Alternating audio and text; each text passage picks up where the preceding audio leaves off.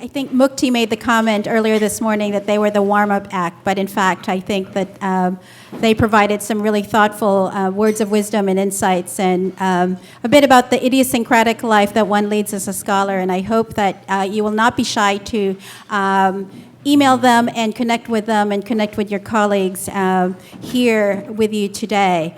We also have a very distinguished panel of tenured faculty members who have been here just a little longer than our earlier panelists, and I will briefly introduce them, and then they will make some initial remarks. I've been advised by the panelists that they wanted to make just some quick remarks, but that they are eager to hear your questions, your comments, any reflections on your initial few weeks here at Harvard. So that said, to my immediate right is Professor Kathleen McGinn. She is the Cahners-Rabb Professor of Business Administration at the Harvard Business School and Chair of Harvard University's PhD program in Organizational Behavior. Professor McGinn teaches courses on negotiations and power and influence to MBAs and executives. Professor McGinn studies the role of interpersonal relationships and gender in negotiations and organizations. Professor McGinn received her PhD from the Kellogg Graduate School of Management at Northwestern University. To her immediate right, Jill Lepore is the David Woods Kemper 41 Professor of American History at Harvard University, and she also has another day job as a staff writer at The New Yorker. Her books in progress include a biography of Benjamin Franklin's youngest sister, a study of Charles Dickens in America, and a series of essays about how historians write. Her next book, The Mansion of Happiness, A History of Life and Death, will be published in May of 2012. Professor Lepore received her PhD in American Studies at Yale University. And finally, Ichiro Kawachi is Professor of Social Epidemiology and Chair of the Department of Society and Human Development and Health at the Harvard School of Public Health. Dr. Kawachi has both an MD and a PhD, and has published widely on the social and economic determinants of population health, including the role of income distribution, social capital, and neighborhood contextual influences on health. He was the co-editor of the first textbook on social epidemiology, published by Oxford Press. His books include The Health of Nations and Social Capital and Health. Kawachi currently serves as the senior editor of the International Journal of Social Science and Medicine, as well as editor of the American Journal of Epidemiology. Dr. Kawachi received his PhD in epidemiology from the University of Otago in New Zealand. He was elected to the Institute of Medicine as a member in 2009. And we'll start first with Professor McGinn. It's okay if I stay here? All right. So we were asked to talk about three things: about factors critical to success at Harvard, about resources at Harvard, and about relationships at Harvard. And the factors critical to success are all about resources and relationships. So let me start with resources. The first piece on resources is that resources are, in essence, people. So there are two resources here I suggest you find your person. One is the library. So whatever library you're most associated with, find the person that you can call any time of the day and say, here's the project I'm working on. Can you get me everything, et cetera, et cetera, et cetera. This will save you weeks, sometimes months, sometimes years. Those people know the data. And at least at the business school, if I call and I say, I want the list of every company that's ever hired a woman in a senior management position, I could have that in 2 days. And if I asked my RA to do that, it could take months and months and months. So think of the library as a resource, but think of it as a resource with a person attached. The same thing is true with your technical support. So whatever your group calls technical support, your computer at some point in time will be your best friend, and at other points in time your computer is the worst enemy you will ever have. And so you want to find that person that you can call and say, I need this fixed, I need this extra program, I need to figure out how to do this, can I have an hour with you to try to figure out how to do that, et cetera. So make sure you have people attached to those resources. We also have fantastic statisticians on our staff. So I, like Alan, have never learned the secret of only doing research in one way. I have everything from sort of econometrics to qualitative 20-year studies of things. And so I'm constantly a novice at the methodology that I'm using. So again, have that statistician so that you can call and say, this is my kind of data set. Judy and I, when we first got to know one another, part of it was a discussion of statistics. And so make sure that you have the people attached to the resources. The other advice on resources is there really is such a thing as too much. So I think many of my colleagues spend their time collecting things. And then they feel they have to use these things, even if these things aren't helpful to them in a direct way in their research. Figure out what you need to do your work. And then focus on doing your work as opposed to collecting more resources. You really can collect forever. So I have colleagues that have 5 screens in their offices, and I think, how do they possibly know which screen to look at? So really think about, do you need the resources? And in fact, maybe not even that. What do I need as opposed to what can I get? Relationships. So you, of course, want to have relationships with senior mentors. The surprising thing is senior mentors also want to have relationships with you. So you think that you're going to go knock on somebody's door, and they're going to say, oh, what a bother. But the opposite is true. We often will sit in our offices and work through lunch because we're busy and we have plenty to do, but it's really nice to have somebody come by and say, hey, can you go to lunch? So some faculty won't want to, and you'll know that really quickly, so you won't have to guess. But the senior faculty who want to mentor junior faculty will be very, very happy that you sought them out. That's not the same thing as saying they will seek you out. So seek out those people that you think will be wonderful mentors, and they will be very happy that you did so. We are professors because we like being professorial. So if you ask us for advice, we'll be very, very happy to give it to you. The most critical relationship you can have, though, is the relationships with your peers.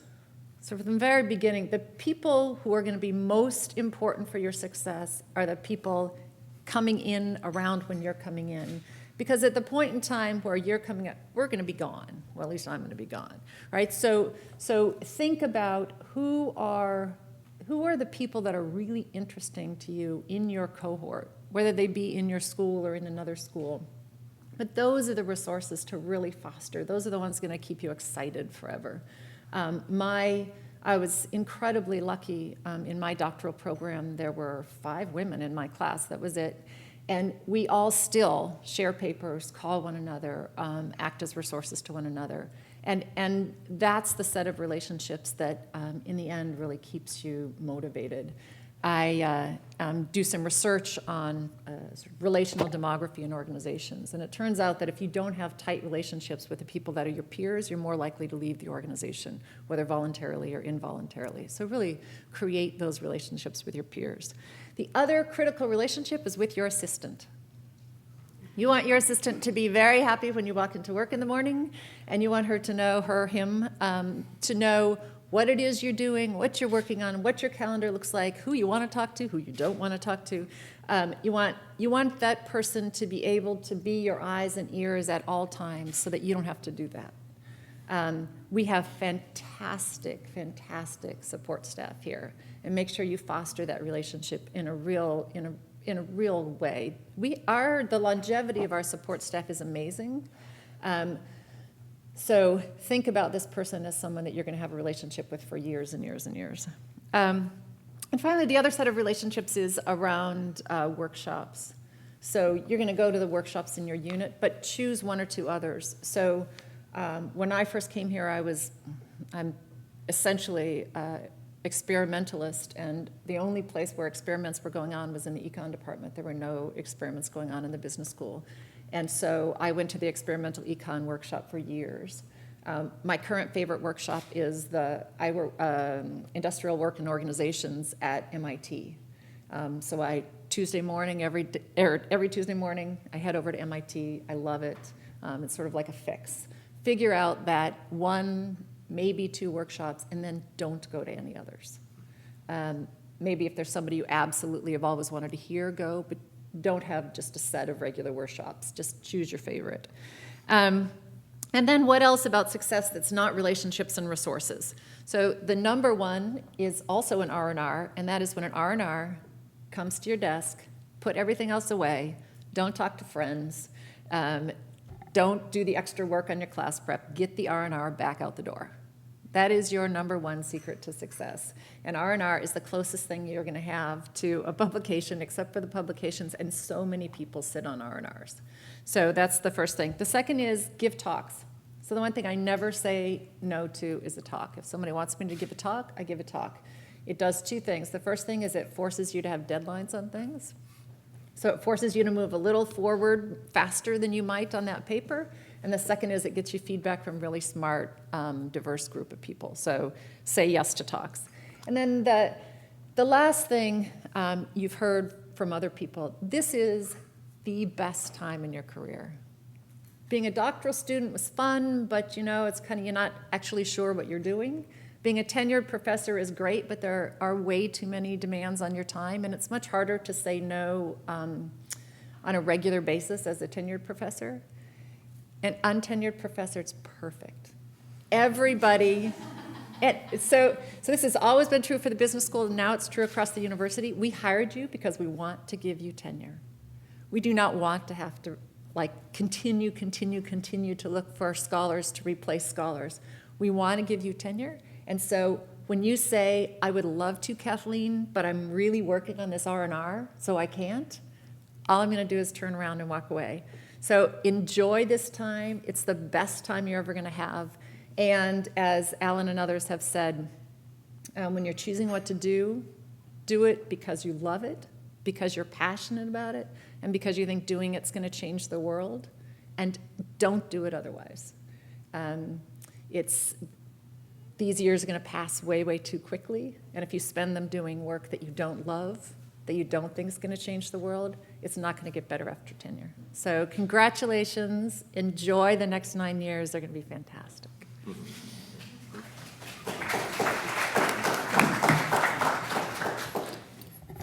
Great. So I think, one of the hardest things in science is, because I come from the sciences background, one of the hardest things in science is deciding what kind of problems that you should work on. I think, if we all knew what problems we should be tackling, then, I see half the battle is solved, because if you ask good questions, then no matter what the results, they're going to be very informative, and it's going to move your career along. And so in my own career, as I think back on what two principles have helped me decide which problems to work upon, I call them, number one, the gossip test, and number two, the principle of arbitrage.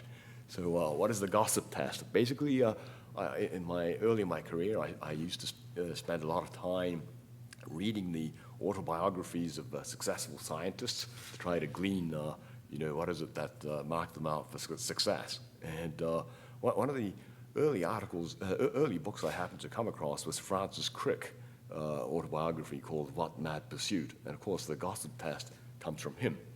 So as you all know, Francis Crick is the co-discoverer of the DNA, structure of DNA. And his advice to young scientists was you should be working on problems about which you find yourself spontaneously gossiping about. And not just problems that your senior mentor suggested to you that you're not really interested in, not the kind of problems that you're going to write your NIH grants, but the problems that you find yourself spontaneously gossiping to others about. And I suppose in the way that Crick describes it, he came to the Cavendish laboratory to work on some problems. His boss, Lawrence Bragg, suggested to him that he should work on solving the molecular structure of myoglobin, I think it was.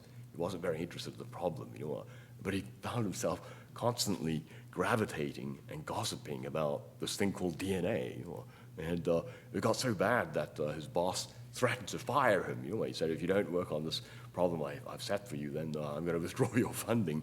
Well, he persisted, and he spent all his time gossiping in the Eagle pub at the other Cambridge, and I guess the rest is history. I mean, there's many interesting facets to the discovery of the DNA tail, including how the issues about women in science and so forth, but that's another story. I think the gossip test, I think, is a very useful principle, I think, to help you decide what problems to work on. I think the other principle that I've found very useful is this principle of arbitrage. Arbitrage, as you know, is a term from marketing and economics. It refers to the taking advantage of unequal prices and unequal information in different markets. So in the trading example, we say, if a trader knows that pork bellies are selling for $1 in Chicago and $1.50 in New York, you buy the pork bellies in Chicago and dump them in New York and make a lot of profit. And it seems to me that science is a little bit like arbitrage, that many discoveries, when you look at how people make incredibly important discoveries, they're in fact acts of arbitrage. They're taking information cheap from one area and selling it for extremely dear in another. If you think about Francis Crick, for example, he was an arbitrageur par excellence. I mean, he was a physicist, that remind you. He came from physics, and then he went into the field of biochemistry. He knew how to read X-rays. He knew the math of X-ray crystallography, and he applied it to the solution of the problem of how to solve the structure of DNA. And as I look at my own career and at those of others, those who are successful arbitrageurs. Now, if you take these two principles, how can you apply them in daily practice? Basically, I take from these two principles the practical advice that you should never work in isolation. Because if you work in isolation, you never get to gossip with other people. And number two, you never find yourself in a position of hearing information where you can be a broker and engage in acts of arbitrage. Now, I think what this means, actually, is that we should really, act more like the British, because as I was introduced, I came up through I had a position in the University of Otago in New Zealand, which is more British than the British. And my old department, the staff members used to do was that religiously at morning tea time and afternoon tea time, everyone would stop work. They would get together and traipse down to the cafeteria where they spent half an hour, gossiping. They would have tea and biscuits, and often they might be, gossiping about the latest cricket score or something. I used to think it was a terrible waste of time, actually, but because it was almost compulsory. But now that I think about it, they're actually practicing the gossip test. In retrospect, I think I learned more about science and what sort of problems that we should be working on by participating in these morning and afternoon tea sessions. My greatest disappointment when I came to Harvard is, I arrived here on my first day, I brought out my cut lunch, and I turned to my colleagues and said, well, so where do we go for lunch? And they gave me a blank stare and said, we don't do that at Harvard. We just continue to program away on SAS whilst eating lunch. And I thought that was such a so American and so Harvard. But anyway, the point is, you probably won't change your office culture by yourself. So I suppose the practical application of that lesson is that you need to look for opportunities for to gossip by lingering by the water cooler or going to knock on your colleagues' doors. I think, as my predecessors have said, choosing some interdisciplinary seminar or two to attend is a good opportunity for both brokerage as well as gossip. And so you have to find your own ways to sort of succeed in making these two things happen. But I think these two principles have helped me a great deal in my career, and I think they will do the same for you if you can apply it. Okay.